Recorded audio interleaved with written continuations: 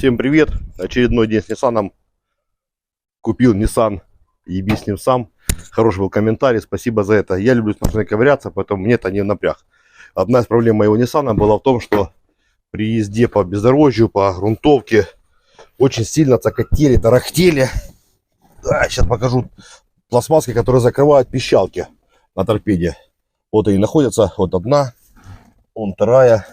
Я облазил весь интернет, весь Google, не нашел нигде, почему так происходит. Точнее, как их снять, как их, ну, слышите, как это просто жуть.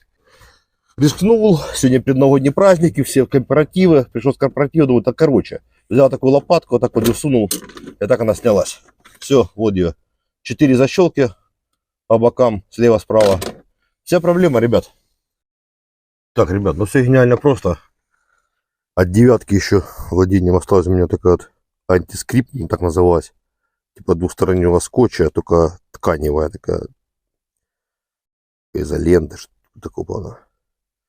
Вот так вот оклеили. Но здесь теперь скрипить не будут.